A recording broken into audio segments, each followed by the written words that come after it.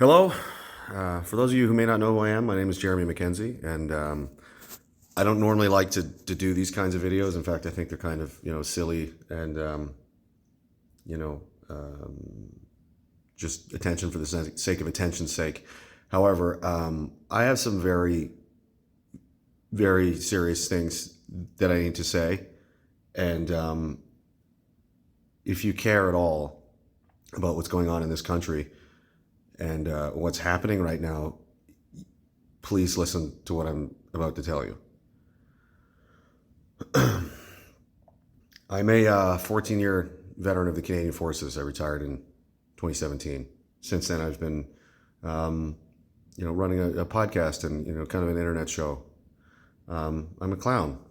I'm a comedian. I like to make people laugh, as many of you have probably noticed over the years if you follow any of my content. But if you don't, maybe more recently you've heard of me through the news or through the House of Commons debates, or now that has made its way up to the Senate chamber, where they are debating on the future of this country in a very serious way. If you're not aware of this, the Trudeau regime has enacted what was previously known as the War Measures Act to combat what was and still is the most peaceful, positive, and shining example display of Canadian culture that I've ever witnessed and had the honor and privilege to experience. This isn't World War II, and this is not the FLQ crisis. This is not separatists bombing buildings and murdering people and kidnapping them. This was bouncy castles and hugging and singing and an egregious display of police brutality. If you've been following the story at all, you've been aware of this, but if not, you may have heard them say, that there's a threat. That's why we need the Emergency Measures Act. That's why we need this, because, unbeknownst to many Canadians out there, there's an underground army, a militia of a white supremacist, accelerationist, far-right, dangerous terror group, blah, blah, blah, etc., called Diagolon. That may sound like a ridiculous name to you because it is. I invented it. I am the de facto leader of Diagolon. It's a meme. There is no army. There is no militia. There are no terrorists. There are no weapons caches. There are no threats. There's no organization. There's no planning.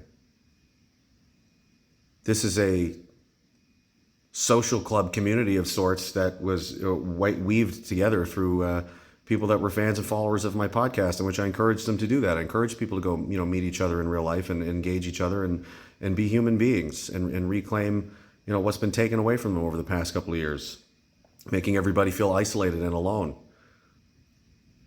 And apparently that makes me a terrorist now.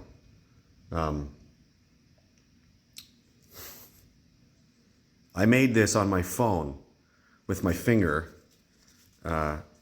one day as a pretend flag for a pretend country that doesn't exist. Its vice president is a goat figurine named Philip, who time travels and has an extremely hard time with narcotics. He's got a big problem. There's also Billy Bob the Bigot Brick and his bastard Bigot Brick family, who hangs out in a basement next to Colbert the coal furnace. These are all high echelon esteemed positions in the government of Diagolon. I can't believe I even have to explain this. However, we do, because that's apparently how desperate this government is. The Liberal government has paid for, constructed, and oiled up very well an organization called the Canadian Anti-Hate Network, which is funded partly by the government of Canada, indirectly and directly. It's received donations from members of the government, from Gerald Butts and others. You can go right to their website and see it for yourself. All of the things being said about me and my friends are sourced from these people. These people are not academics. They're not researchers. They're not journalists. They're a partisan tabloid paid for by the Liberal government, trying to strangle its political opposition in its infancy. I'm a founding member of the PPC.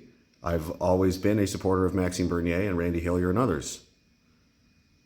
I think that's a big part of the problem for them.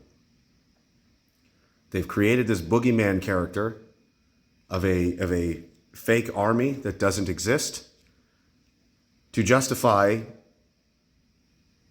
a grotesque abuse of our citizens. I hope you've seen the footage. It might be hard to find because the media has buried it. A woman was trampled by a horse. People were pepper sprayed, hit with batons. My friends of mine were beaten in the street for no reason. Veterans. No one so much as threw a snowball. Many of these cops, whatever they were, no name tags, no badges, no IDs, nothing. Were they even cops?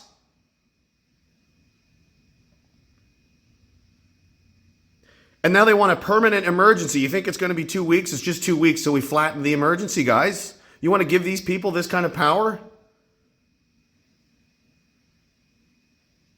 It's insane.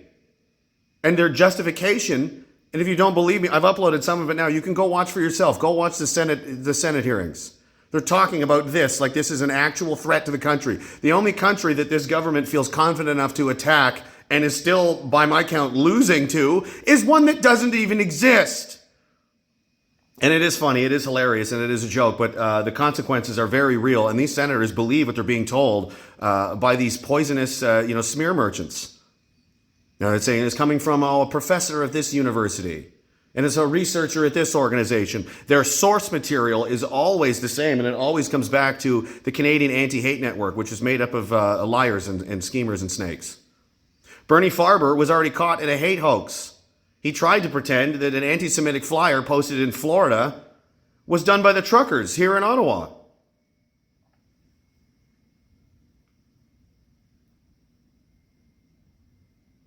These senators are being given information, politically motivated lies, as justification to bring a sledgehammer down on every man, woman, and child in this country. They've made protesting illegal. Where does it end? I don't know where it ends, but I know what's going to happen to all of us. We're all going to go to prison for a long time. I don't know if you've thought this through, but leaders of de facto leaders of national or international terrorist organizations that are planning to overthrow the governments with bouncy castles are probably not treated too well, especially when they've already been convicted in the court of public opinion. I've been told it's very Kafkaesque, and I would agree. We're in a rough spot here. This country's completely gone off the rails. The media is not asking questions. Nobody is doing their job anymore. So I'm doing all that I can do. I've explained this in detail. I've written a letter to every single senator in this country. It's in their possession now, along with some links, and you can go see for yourself. And I'm going to post it in its entirety after I'm done uploading this. You can see it on my Telegram page or my website or whichever website. Diagolon.org. Diagolon.org. It's a meme country. It's a joke. It's a way to connect with people through humor and levity during arguably one of the most difficult time periods to even live in this country. And these psychopaths are trying to use that as a way to smear everyone else and make themselves the victims. Do you think really Justin Trudeau, the Liberal government, are they victims? Victims of what? Victims of honking. They wanted violence, they didn't get any, so they imposed it themselves and ruthlessly beat their own people in the street and then have the audacity to act as though they are under attack and need a permanent emergency because of this, because of a joke.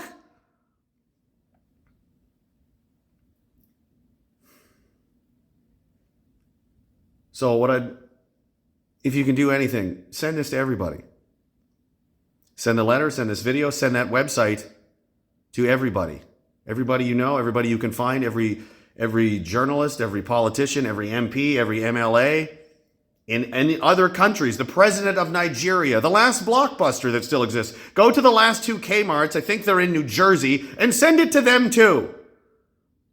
Because the media in this country is not listening. And they don't want to listen. And they're going to sit there and twiddle their thumbs as unlimited extreme power is granted to the worst people to ever run this country, and there's not going to be any stopping them. It'll never end. The emergency will never end. Because the emergency is political dissent. It's dissenting citizens. If they can do this to me, they can do it to you, and they will. And how long until maybe you don't agree with me, maybe you don't like anything I have to say. That's fine. I'm okay with that. You're allowed to, or at least you should be allowed to. But one of these days, you're not going to agree with something the government wants to do, and then guess what's going to happen?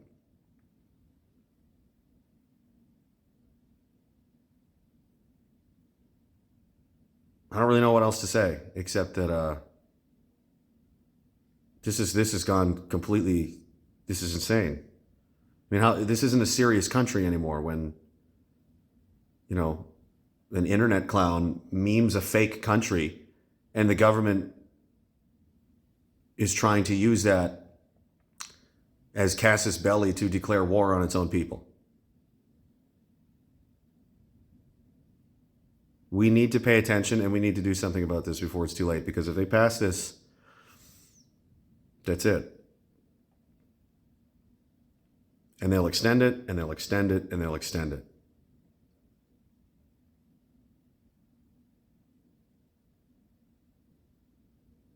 So please go to the website, diagolon.org, and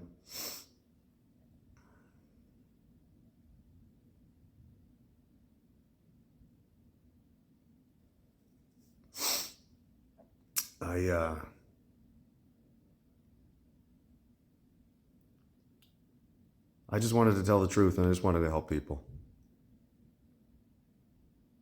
I just wanted to make them laugh and make them feel like they weren't alone and that they had somebody that they could talk to, that's all. And if that makes me a terrorist, if that's the justification for the Emergency Measures Act, the War Measures Act, I think you need to think long and hard about if this is still a country you want to live in anymore.